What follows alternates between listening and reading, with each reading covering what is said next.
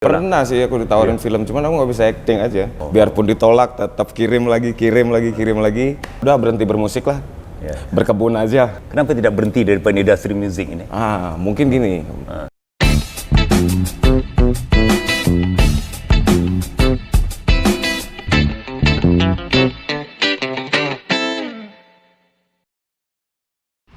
Assalamualaikum warahmatullahi wabarakatuh. Hai guys, sampai kita ketemu lagi. Selamat kita ketemu lagi dalam acara Ngopi Barang bersama dengan Pak Razi. Alhamdulillah, pada kali ini kita didatangi oleh seorang tetamu yang cukup luar biasa, berasal daripada yang biasa-biasa, tapi sekarang ini beliau cukup luar biasa dan saya rasa pasti guys semua akan kenal kepada orang ini, seorang sosok yang menjadi ibaratnya kalau di negara saya diibaratkan dikatakan sebagai seorang sosok menjadi pujaan. Pujaan masyarakat, pujaan dalam dunia seni. Tapi topik yang kita mau bawa berbicara pada hari ini bukan menyentuh tentang seninya, tetapi menyentuh tentang fokus untuk mengejar impian. Ada orang bertanya kepada saya, Pak Razi, apa itu impian? Pada saya, impian itu mirip-mirip dengan mimpi. Itu kisahnya guys ya. Setiap orang itu kita harus berani bermimpi. Awalnya daripada mimpi. Tapi kita bukan bermimpi di dalam malam hari, tetapi kita bermimpi di siang hari. Mimpi yang insya Allah yang bisa dijadikan kenyataan, itu yang kita namakan impian. Dengan impian ini guys akan memberikan satu harapan baru.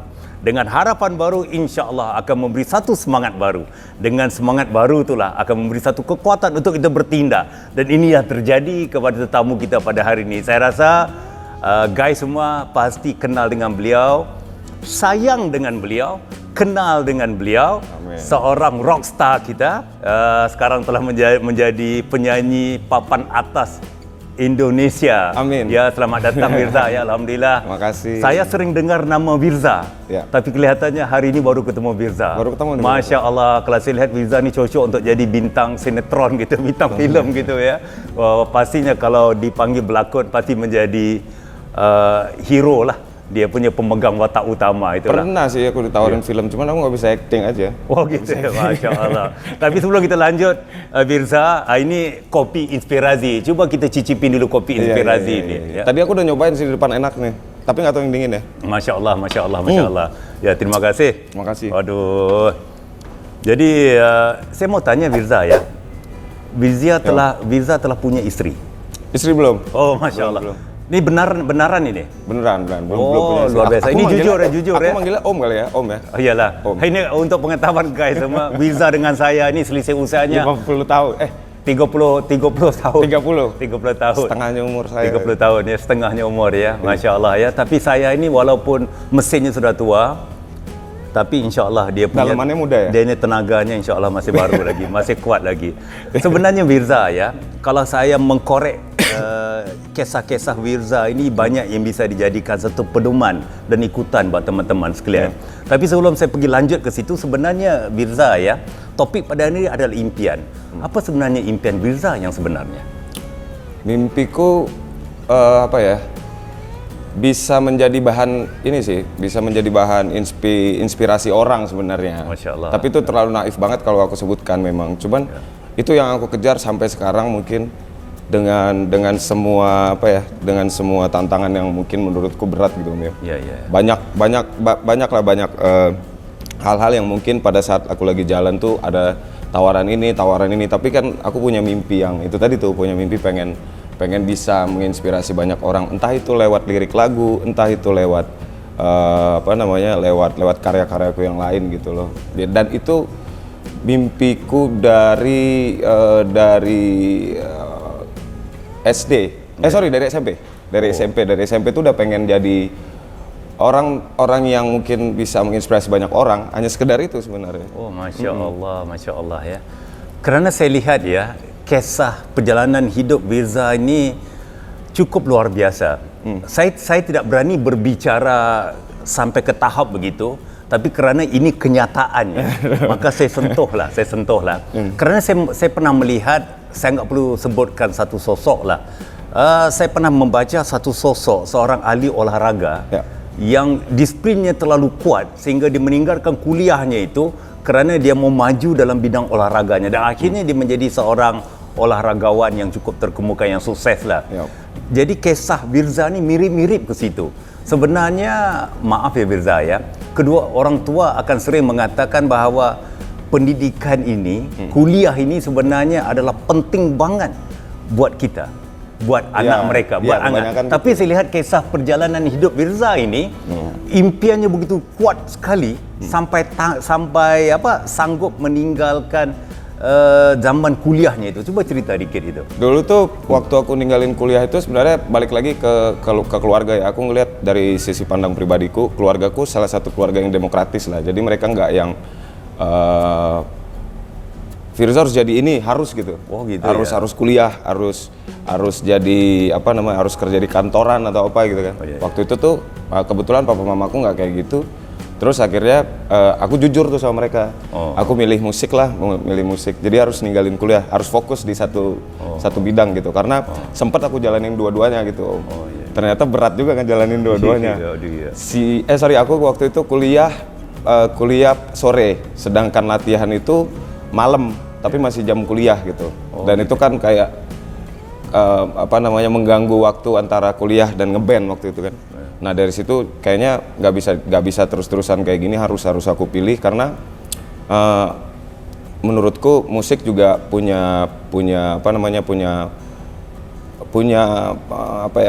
punya kesempatan untuk bisa ada di industri musik Indonesia pada saat itu.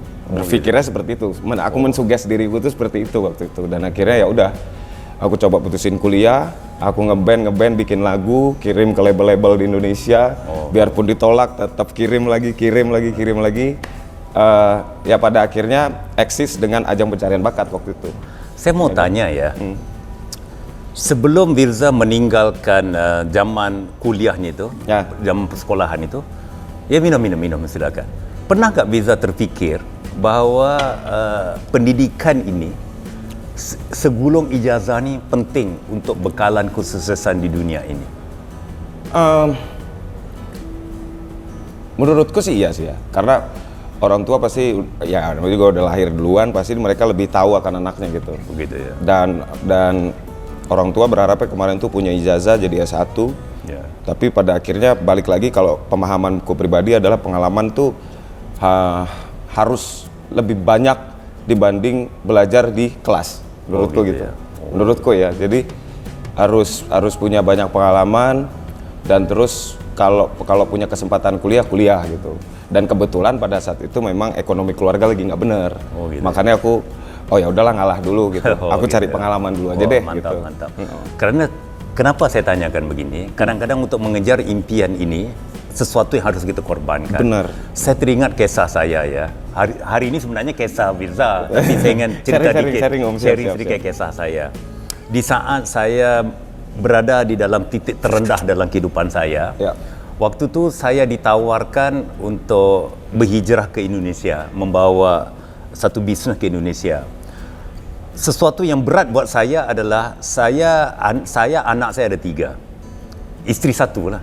Isteri 1, anak 3. Anak saya yang paling sulung, yang nombor 1 baru berusia 5 tahun. Yang kedua 3 tahun, yang ketiga tu 1 tahun.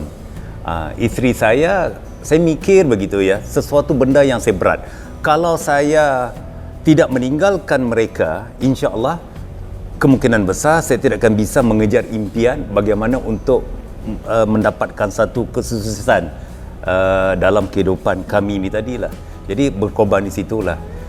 Pada saya ada satu pengorbanan yang besar. Jadi pada saya pengorbanan untuk meninggalkan zaman persekolahan ini satu perkara yang terlalu tinggi lah. Dia punya risiko berat banget ya. Kerana yang pertama pasti kemungkinan tidak akan menghampakan harapan Firza sendiri, sebab Firza kan ada impian. Tapi berkemungkinan besar akan menghampakan harapan kepada orang tua.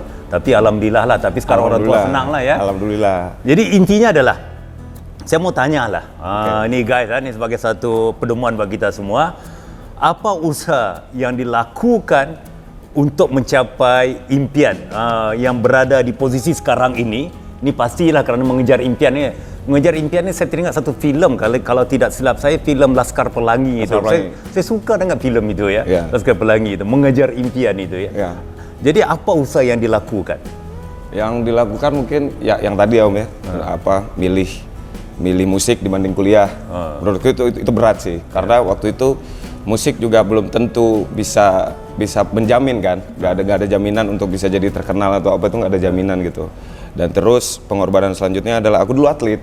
Oh, atlet Basket dulu. Memang kelihatannya gini cocok banget lah.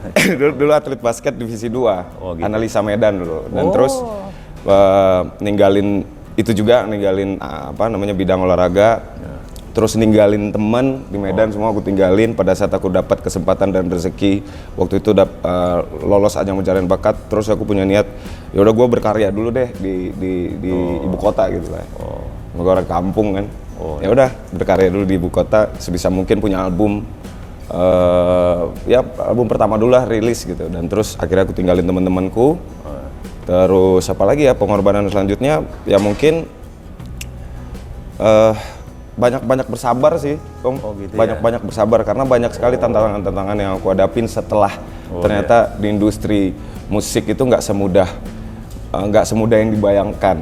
Gitu, banyak persaingan, banyak karya-karya yang mungkin lebih bagus dari karya-karyaku gitu. Tapi kan yang namanya bermusik, kalau aku berpikir ke depan gimana caranya adalah setidaknya lagu hits dari Firza yang lahir setiap tahunnya gitu, dan itu susah gitu.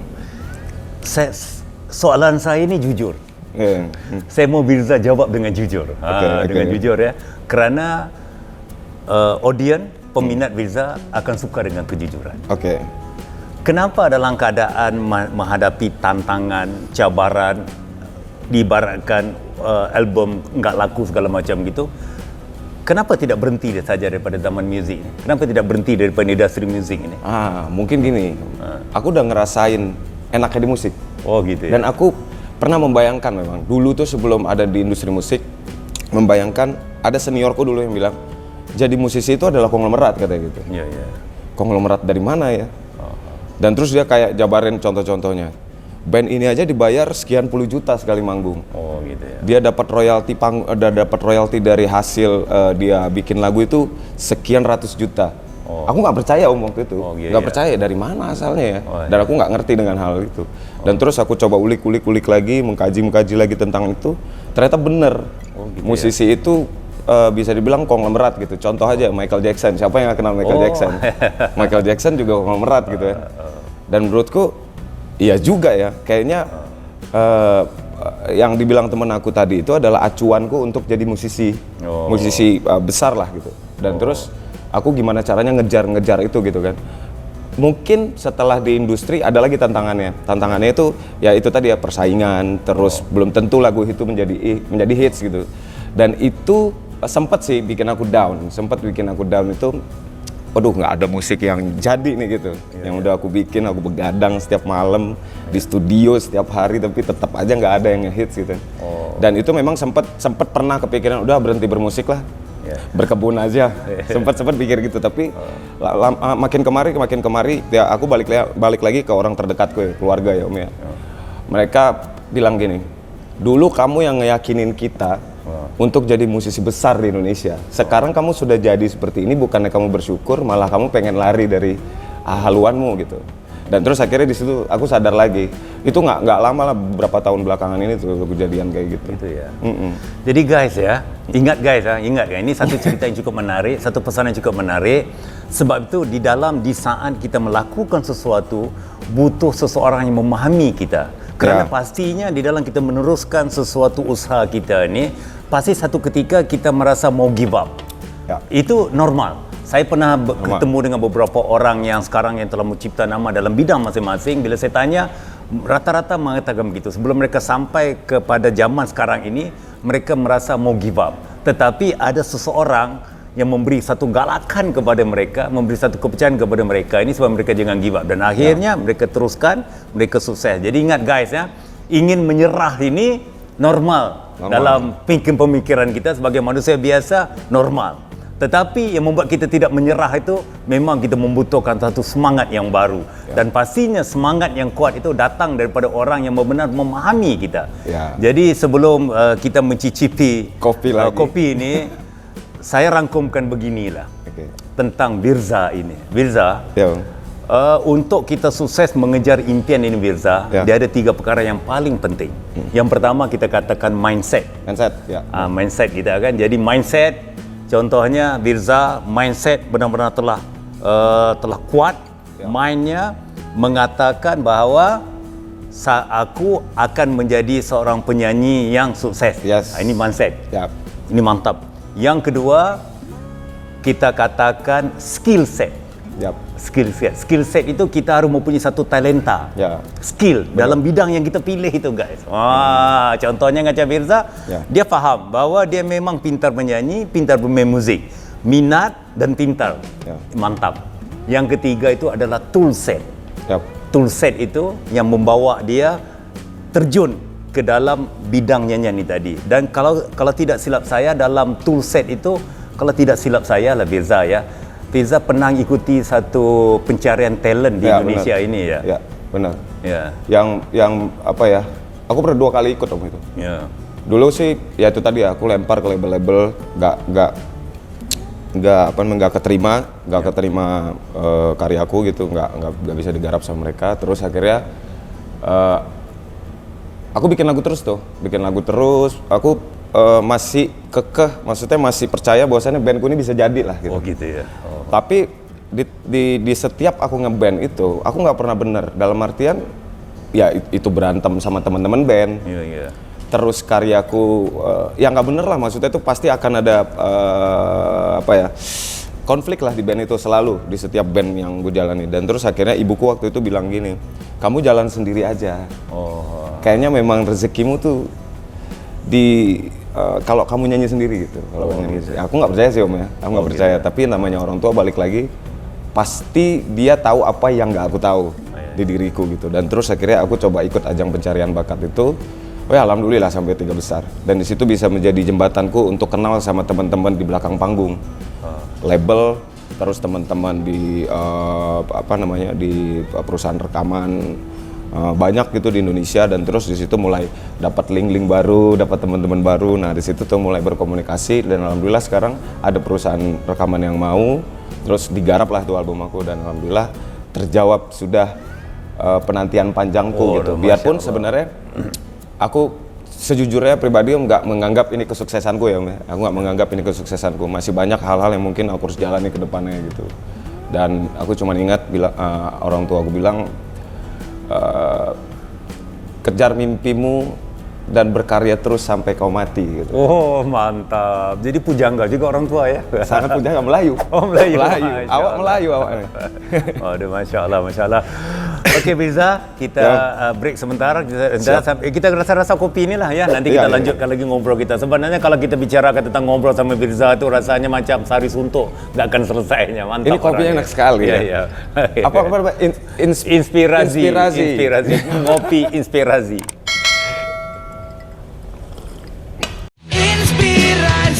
Aku bisa dapat spirit yang sangat luar biasa itu dari hal-hal seperti itu dibanding manusia. Terus akhirnya aku ngelihat langsung mayat-mayat yang sudah bertebaran gitu. Benar-benar rindu, kangen pada Rasulullah enggak? Sangat Om. Benar ya? Sangat. Bukan hanya sekedar cerita. Sebelum tsunami, kemarinnya baru nembak cewek Om. Gitu. Gak tahu keterima atau nggak keterima. Besoknya tsunami.